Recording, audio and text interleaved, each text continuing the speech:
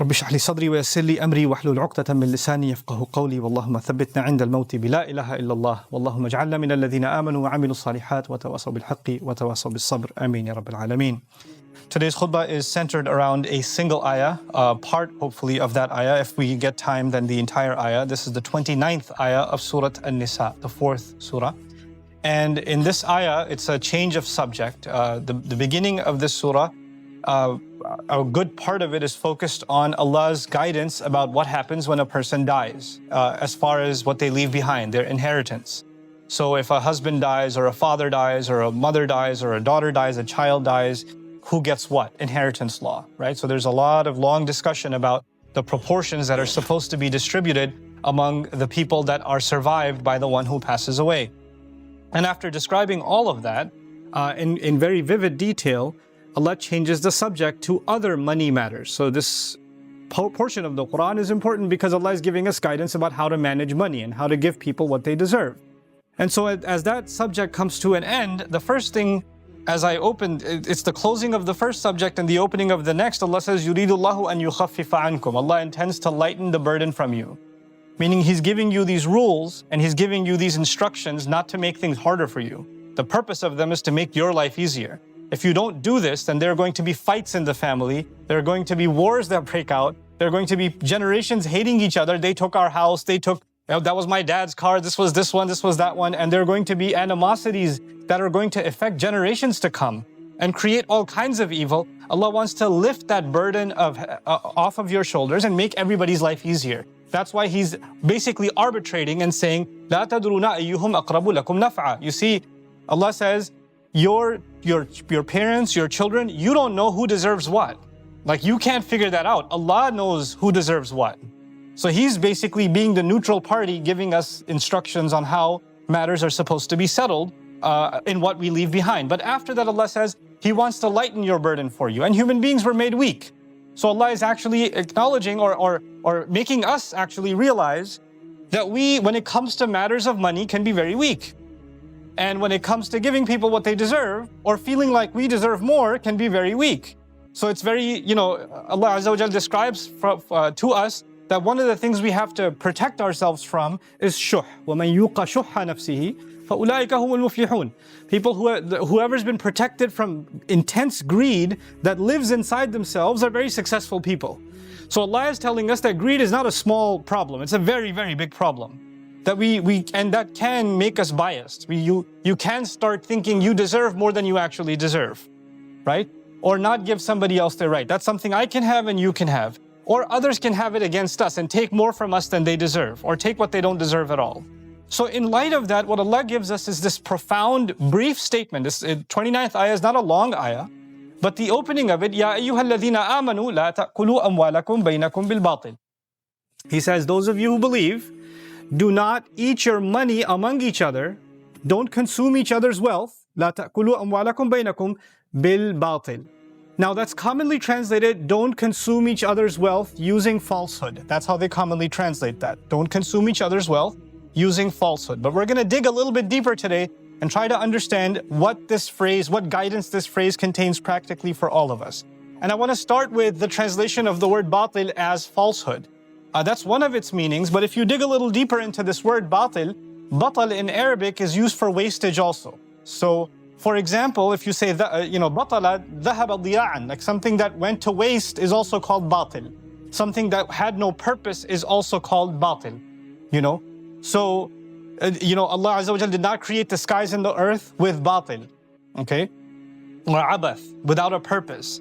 So that's one meaning, without purpose, and I'd like you to remember that. So, one meaning of that ayah can be, don't consume each other's wealth without a purpose, wastefully. That's one meaning.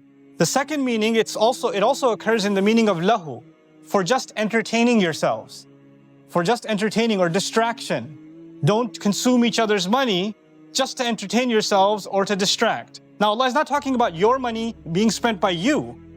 Allah is saying you spending someone else's money. That's what He's talking about here. أَمْوَالَكُمْ بَيْنَكُمْ لَا تَأْكُلُوا أَمْوَالَكُمْ بَيْنَكُمْ. And the third meaning, نَقِيدُ الْحَقِّ, which is the opposite of haqq. And haqq doesn't just mean truth. Now the English translation says falsely. But it's more than falsely, it's unjustifiably, unfairly, what isn't your right and you're taking it anyway, or you're using lies, falsehood to take money. Those are all included. So let's go through these a little bit one by one. And I just want to, the statement seems pretty straightforward, but when we start thinking about how it applies to my life and yours today, then maybe we don't think about how it's a living guidance that we may be ignoring. And may Allah Azza wa Jal make us of those who live by this guidance. So the first thing is, don't consume each other's wealth wastefully. Now think about that. There are parents here that are providing for their children. And some of you mothers work and some of you fathers work. And sometimes there's single family households where only one parent is working, or there's only one provider in the family. And they're making all the money for the entire family to survive.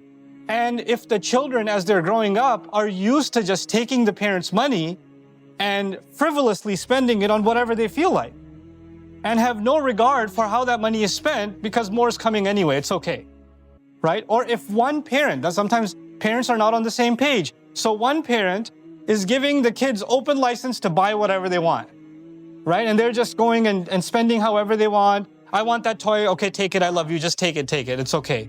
Your dad's got more money, it's okay. I'll talk to him, I'll convince him. And you're building that habit. Now you're building a habit into a child to consume without purpose. As soon as they have a desire, they just buy it. And that's actually not a favor to any child. We're spoiling these kids. They don't know what it means to work hard and earn. They don't know what it means to labor and sweat and give up your sleep and be yelled at by an employer and deal with difficult customers working at a store or a gas station, and then be able to earn a little bit of money, and that money just gets thrown away, right? So part of our training to our children is to value how money is spent, not just look at something and get it, So that's part of لا تأكلوا أموالكم بينكم بالباطل. The other meaning of it also, and I'm not just picking on children, but sometimes we, and I've seen this with my own eyes, and I wouldn't have commented on it if I hadn't seen it myself. Also include when, and again, I saw this myself, which is why I'm commenting on it. You would have, my parents we're not wealthy families, so I had to pay my own college tuition. And I could only take as many courses as I could afford. So sometimes I didn't take 12 credits or 16 credits. Sometimes only took 2 classes because I don't have money for more courses. And I refused to go into debt, so I took a long time going through school, right? But I had friends whose parents paid for their tuition. And they were wealthier, Muslim friends, but their parents are paying for their tuition, and they're going to much more expensive schools. And they've gone a year, 2 years, 3 years. And I said, what's your major? What are you graduating in? I haven't decided yet. It's like, dude, you've been in school for 3 years. Your parents are paying $30,000, $40,000 more a year, or they're going into that paying for you. You haven't decided yet? Yeah, I'm just kind of exploring my options. That's aklul mal bil batil. That's purposeless. That's wasting the wealth of your parents, the time, labor, and sweat they put into it. And then you decide, and then you say, I really want to do this major. And then you graduate. And when you graduate, I don't feel like doing this. I don't like this field. You had 4 years to not like this field. Now you decide you don't like this field? After all that money that was spent, all that investment that was spent, well, I just don't feel like it. Well, this is batil. This is wasteful. And this, when this is done, you would think the ayah is only talking about criminal activity, right? But this is in a sense also criminal activity. This isn't right, to take hard-earned money among each other and to use it in this frivolous sense. Another way, batil, and by the way, Allah will describe it later on in the ayah, إِلَّا أَن تَكُونَ تِجَارَةً عَن تَرَاضٍ مِّنْكُمْ. Unless the only way you can consume each other's money is if there's a trade in which both sides are راضي, عن تراضٍ منكم. Taradi means I'm happy with what I spent, and the other is happy also with what was spent on them. They're both content. What happens, and that's the formula. Allah has told us essentially, when we are spending and spending money within each other, if one of the sides is not happy, this is not a fair trade. So if you're forcing somebody to spend money, blackmailing somebody to spend money, guilting somebody to spend money, if you're saying, if you don't give me this money, I'm going to do this, and this to you, that's not tarad. That becomes batil. That becomes falsehood. That becomes evil, right? And so that's the second meaning of batil, to ask for funds or to ask for money or to take money that's not justifiably yours. People do that at work. You have a job, and so sometimes you have cushy jobs. You have jobs where nobody's watching over you. right? Your employer just trusts you that they've given you a full-time job, you're going to do your 40 hours or whatever tasks you're going to do, and they don't watch over you all day. So you're like, you know, my boss isn't even here, I'm going to take a 3-hour lunch break. Or you'll just call and say, hey boss, I'm just going to work from home, is that okay? Yeah, that's okay. And you're just sleeping at home, getting paid to sleep. And then when he calls and checks on you, oh, sorry boss, I was in a meeting. Really, you were in a meeting? Because not with me, so who, were you talking to the president? Is that, because I know he's got a lot of free time nowadays, so it must be him. But then later on, you say, well, the project's been delayed because there's a lot of complications. The complications are you're sleeping. That's the complication, right? And you're very happy with this job, and you can sell yourself. You can use all the right words to tell your employer, tell your client or whoever else that you know what you're talking about, and this is how long it takes. This is all batil. All of that is batil. لا تأكلوا أموالكم بينكم بالباطل. I'll tell you a silly little story. I wrote about it some time ago. I was at a grocery store, and you know, I bought the groceries and I'm leaving, and you know, I forgot to take one thing out of the cart. It was like this little vegetable thing. I didn't take it out of the cart, so they didn't charge me. So everything else is in the bags, and this thing is not in a bag. And I'm like, oh, I didn't pay for this. So I go back to give it to the guy and say, hey, can you charge me for this, please? Because you guys let me go and this was not paid for. And it was late at night, the store's close to closing, and they're busy doing all this other stuff. And the thing happened to be that it didn't have the price scan on it, right? So now the guy's got to go find where it's from and scan it and do a price check. I felt like the old grandma that holds up everybody else in the aisle, you know, but I had to do what I had to do. So I'm like, and I really need those vegetables. So the guy waits 5 minutes. You know what? Just take it.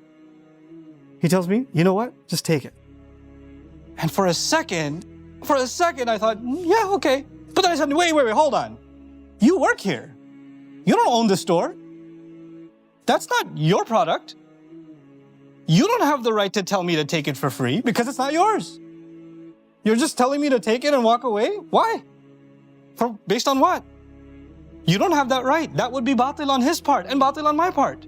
لا تأكلوا أموالكم بينكم بالباطل. So what happens sometimes, employees, when they're not being watched, they start giving away discounts. Oh yeah, you can go in for free, it's okay. I got a hookup at this place, they let me get in for free. Or I got this place, they give me a discount. When you get an employee discount, who's that meant for? Yourself. And there's an agreement between you and your employer, this is one of its benefits. When you misuse that and give it to other people, and you are causing a loss to your employer, what are you doing? That's batil. Because you're using it falsely. That wasn't what it was meant for. That was a benefit for you, not for anybody else. So these are the things we have to become conscious of. These are unethical practices that Allah doesn't want happening in society. لا تأكلوا أموالكم بينكم بالباطل. And to think, then of course batil also means that you consume, but you don't acknowledge. So you take, and then you say, well, you haven't done anything for me. What have you done for me? You know? Entitlement, false entitlement. That's also a kind of batil. To tell yourself that you're worthy or deserving of something that you haven't worked for. To ask for things you haven't worked for, you know? And so, with all of that, Allah Azza wa Jal says, the formula is إِلَّا أَن تَكُونَ تِجَارَةً عَن تَرَاضٍ مِّنْكُمْ. What does that mean? That means unless it's a trade in which both parties are what? Content. What is it? So some of you that are sitting here listening to this are like, well, I mean, I do work at my office, but right now there's not a lot of work, so I have 3 hours sitting at my desk. So am I like, should I report this or what? Yeah, you should talk to your manager or your supervisor or the employer himself, the business owner himself, and say, look, right now there's not a lot of work and I feel like I'm sitting here not earning my paycheck. Is that okay with you? And if he says it's okay with me, then there's tarad. Then you're both in agreement. Yeah, you know what? There's not a lot of work. Don't worry about it. Right now, I know you don't have full-time tasks, but that's okay. Just do these other side tasks if you want, or whatever. There's some free time. But there's agreement now. There's both parties know, and both parties are content with what's happening. So having transparency in your job, having, you know, for those of you that go to school, and your parents are paying for your tuition, when you're skipping a class, guess what? You're stealing your parents' money. That's batil. Every time you're skipping out a class, you didn't pay for that tuition. You didn't do that. That would be batil. I used to have students that would come here who couldn't afford the DREAM program, and they would be sponsored by their community. Like somebody would say, you know what, I really want the young people in my community in Wisconsin, or my community in Ohio, or my community somewhere else, I want the young people to learn something. So I'm going to sponsor you to go, because you're a college student yourself, you can't afford the tuition, we'll pay your tuition, we'll send you off over here. And this young man, this young woman, they come here and they study. And when they're coming and studying, they start missing classes, waking up late. I'm like, you are not on your time. You are on your community's time. They paid for you. You better do everything you can to study. Anybody else can fall asleep in class, I don't care. You can't. Because you came here on somebody else's amana. Somebody else paid for you. Somebody else took care of you. And they trusted that you will give this your very, very best. That's why they gave you this position. That's why they gave you this opportunity. You understand how that works? When somebody gets a scholarship, you say, oh, I got a scholarship. I'm going to use some of that to buy new shoes. No, that's not why they gave you a scholarship to go buy new shoes. There's a purpose for which the funds were given, you know? So this aklul mal bil batil is something you have to look for in every part of your life, in every part of my life. When people are filing their taxes and wrongful information, yeah, let's put everything as an expense. Save ourselves money. Be honest about what you spend. Be honest about where the money comes in from and where it goes, you know?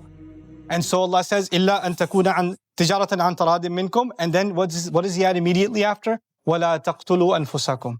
And don't kill each other. Don't kill yourselves. What does one have to do with the other? We were just talking about swindling money, or using monies falsely, or frivolously spending each other's money, being reckless with other people's money, whether it's your employer's money, whether it's your parents' money, your family's money, inheritance money, whatever it may be. All of a sudden, don't kill each other. Allah Azza wa Jalla is showing us the profound connection between these two things. You know, the one who works hard to earn is literally killing themselves every day. They're giving up a part of their life every day to earn whatever it is that they're earning. And you're literally slowly killing them by doing what you're doing. And on top of that, when these kinds of crimes become common in a society, then the next step is when you don't consider somebody else's wealth, and the next thing is you don't consider their life either. So when financial crimes increase in a society, then you'll see murder also increase in society. Those two things go hand in hand. Economic crimes and then capital crimes. They're tied to each other. That's the nature of this world. You know, so many terrible crimes happen because somebody feels they were robbed by somebody else. Or they want their money, or they want their property, and you know, these kinds of underhanded dealings. So Allah says, وَلَا تَقْتُلُوا أَنفُسَكُمْ. Don't kill each other. That's what it's going to lead to. إِنَّ اللَّهَ كَانَ بِكُمْ رَحِيمًا. Allah has always been merciful to you. But you know what fascinates me about this ayah? In the previous ayah, Allah said, and I'm going to conclude with this. In the previous ayah, Allah said, Allah wants to lighten your burden. If you remember, I told you that. Allah wants to make things lighter for you. So He's telling you to be this way with your money and telling me to be this way with my money because He wants things to be easier for us. In other words, if we don't practice this, Allah will make life difficult. Somebody steals money, somebody takes somebody else's money wrongfully and thinks they got away with it. They think that their life became easier because now they have this money that they didn't deserve. But I can guarantee you, Allah intends ease through honesty. And Allah will only bring difficulty to those who earn money in the wrong way. They think that money is going to make them wealthy. They're going to get the kind of disease that no doctor can fix. And all that money is going to go into a hospital bed. And they won't even know where that came from. They won't even know they bought a new luxury car and over somebody else's tears and blood. And they're driving it, and the next thing you know, a truck. You're not going to enjoy the money that you got from falsehood. And even if you get away with it here, فَسَوْفَ نُصْلِيهِ نَارًا in the next ayah. And they're going to be thrown into the fire anyway. All of that is going to enter into the fire. May Allah Azza wa Jal protect us from it. And so what does Allah do? He tells us in the next ayah, and this is what I conclude with, إِن تَجْتَنِبُوا كَبَائِرَ مَا تُنْهَوْنَ عَنْهُ. If you can stay away from the major sins that you have been prohibited from. If you can, Allah is not, we sin all the time. Little sins happen all the time, but Allah is saying, if you can stay away from the major crimes, major crimes, نُكَفِّرْ عَنْكُمْ سَيِّئَاتِكُمْ وَنُدْخِلْكُمْ مُدْخَلًا كَرِيمًا. Then we'll bury away the other sins you've done. If you can get away from the big sins, I'll overlook the little ones. But the big sins are several, right? There's some major sins. Shirk is a major sin, murder is a major sin, etc., etc. But of these, which one did He actually list? Right before, even when He mentioned big sins, Right before that he mentioned, لا تأكلوا أموالكم بينكم بالباطل, which means it should tell you and me the value, the seriousness of financial matters, that of all the major sins, he didn't condemn shirk in these ayat. He didn't, and even when he condemned murder, that was item number 2, not even item number 1. That is one of the kaba'ir. Killing each other is one of the major sins. But that was mentioned as item number 2. Item number 1 was financial irregularity, financial mishandling, irresponsibility with money, taking each other's money, denying inheritance. He says, if you can stay away from that, I'll forgive the rest. نُكَفِّرْ عَنْكُمْ سَيِّئَاتِكُمْ وَنُدْخِلْكُمْ مُدْخَلًا كَرِيمًا, and we'll enter you into a gracious, a noble place, a place where you'll be honored. And that's another hint from Allah that people who don't do this, who don't practice this, will have no honor in their life. Allah will take their honor away, because the reward for doing this is to have karam. نُدْخِلْكُمْ مُدْخَلًا كَرِيمًا. The other way, you won't have any dignity and any honor. May Allah Azza wa Jal make us honorable people in the way that we earn our money, in the way that we spend our money. May Allah Azza wa Jal make us of those who don't use any form of falsehood or frivolousness with somebody else's trust given to us and the amana given to us. May Allah Azza wa Jal make us responsible parents that raise children that understand the value of hard-earned and permissibly earned income, and to spend it in ways that is pleasing to Allah and not displeasing to Him. بارك الله لي ولكم في القرآن الحكيم ونفعني وإياكم بالآيات والذكر الحكيم.